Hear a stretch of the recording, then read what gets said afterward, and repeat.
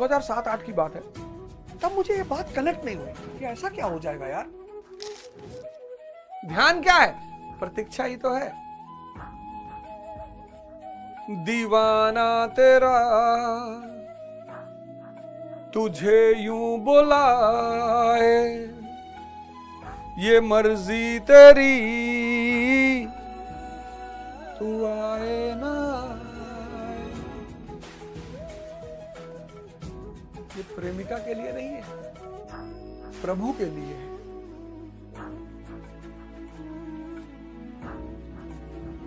लेकिन लोग जाते हैं मंदिर में, एक लोटा जल चढ़ाए, भाग आए, फिर जुआ ताश खेल रहे हैं। जय हिंद फ्रेंड्स, गुरुदेव भगवान की चरणों में सादर नमन, सादर प्रणाम, सादर वंदन।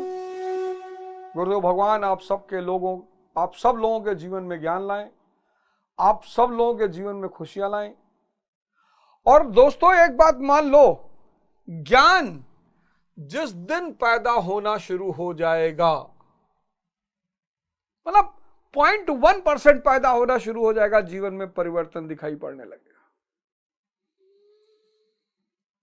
लेकिन उसके लिए, उसको बचाने के लिए ज्ञान, आप जब ध्यान शुरू करते हो तो ऐसा नहीं कि कुछ परिवर्तन नहीं होता है। लेकिन ध्यान के साथ ज्ञान पैदा होना शुरू होता है। अब वो छोटा सा पौधा, कोपल, स्प्राउट, आपको क्या करना होता है कि इस ज्ञान को बढ़ाने के लिए साहित्य का सहारा लेना पड़ता है।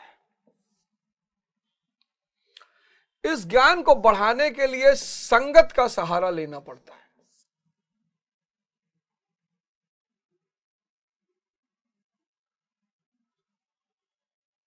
इस ज्ञान को बढ़ाने के लिए संगीत का सहारा लेना पड़ता है। और सुमिरन तो अनिवार्य है ही, उसके बिना तो काम चलेगा ही नहीं। भजन तो अनिवार्य है ही। 98% लोग इसको शुरू करते हैं, भजन शुरू करते हैं वो, और वो स्प्राउट पैदा हो जाता है। स्प्राउट मतलब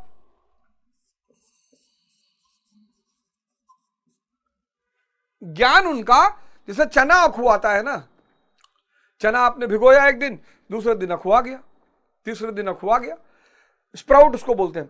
तो जैसे चना अखुआता है, ऐसे ज्ञान भी अखुआता है। लेकिन इस स्प्राउट को फिर क्या बनाना होता है? पौधा, प्लांट। और स्प्राउट को पौधा बनाने के लिए 3 चीजों की सख्त जरूरत होती है। संगीत, दाता एक राम, भिखारी सारी दुनिया, दाता एक राम, जशोमती मैया से बोले नंदलाला, राधा क्यों गोरी, मैं क्यों काला। बोली मुस्काती मैया, ललन को बताया, काली अंधियारी रात को तू आया, कन्हैया मेरा। भजन, संगीत। सुनो द्वारपालो, कन्हैया से कह दो कि दर पे सुदामा गरीब आ गया है। संगीत, साहित्य। कोई जरूरी नहीं कि आप धार्मिक साहित्य ही पढ़ो, कोई जरूरी नहीं है। आप साहित्य में कविताएं पढ़ सकते हो, गद्य पढ़ सकते हो, कहानियां पढ़ सकते हो। जीवनियां पढ़ सकते हो। भारत में तो इतने संत पैदा हुए कि अगर सबकी जीवनी पढ़ने उतर जाओ तो 4-5 जन्म लग जाएगा। जीवनियां पढ़ लो, ऐतिहासिक कहानियां पढ़ लो। और ये सुमरन के बाद सबसे इंपॉर्टेंट है संगत, क्योंकि जब आप ध्यान करते हो, सुमिरन शुरू करते हो, तो एक ऊर्जा पैदा होती है, तापमान पैदा होता है। और जैसे उस तापमान को लेकर आप नीचे तापमान के लोगों के बीच जाके बैठते हो, वो आपके उस तापमान को खींच लेते हैं। क्योंकि तापमान का नियम है, टेम्परेचर का नियम, हाई से लो। आपका हाई है, आप पहुंच गए शराब की संगत में, खींच लिया उन्होंने। तो आपने 2 साल सुमिरन किया, आपको कुछ नहीं मिला।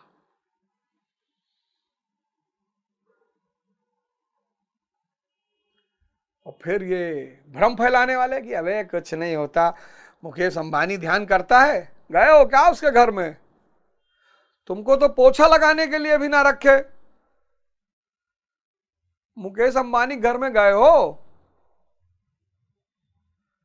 हैं? तुमको तो कुत्ता खिलाने के लिए ना रखे वो। ऐसे कह रहे जैसे मुकेश अंबानी के दोस्त हैं।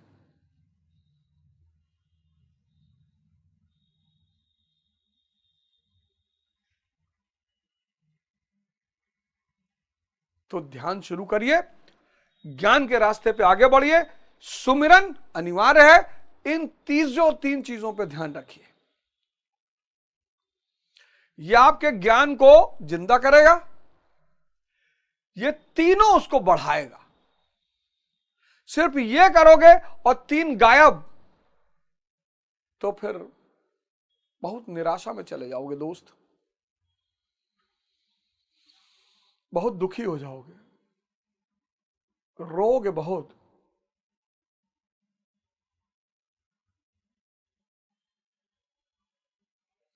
रोगे बहुत।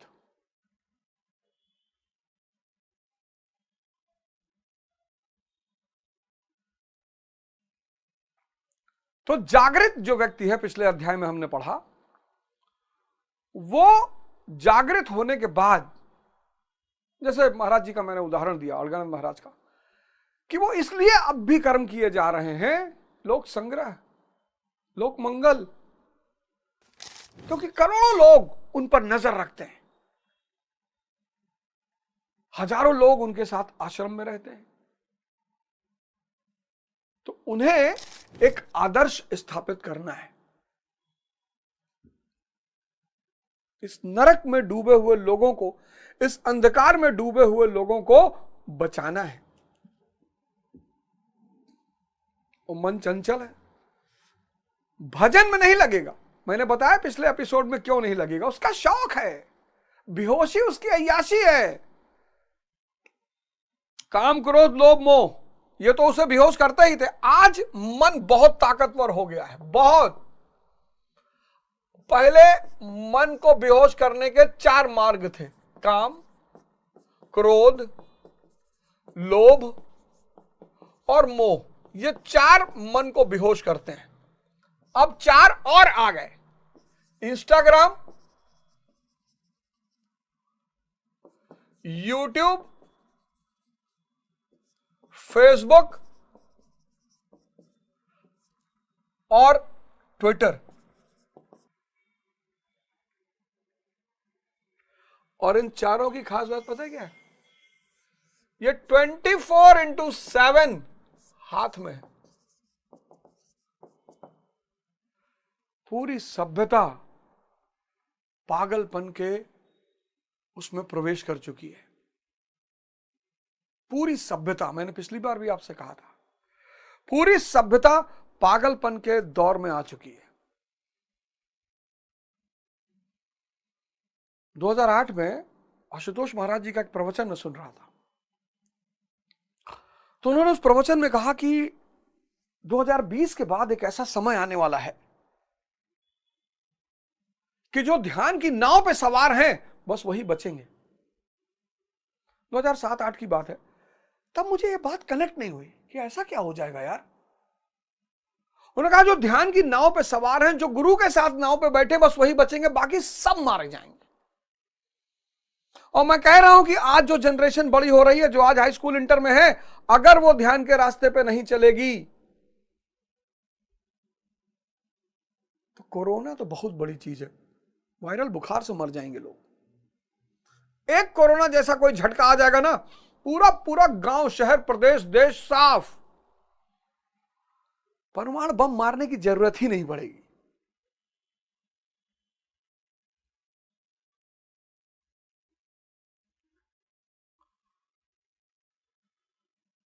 मैं हमारे आर्मी के बहुत बड़े पद पे थे, जनरल करियप्पा। इंडियन आर्मी का तो कोई मतलब, इंडियन आर्मी दुनिया की श्रेष्ठतम आर्मी। और करियप्पा सर का एक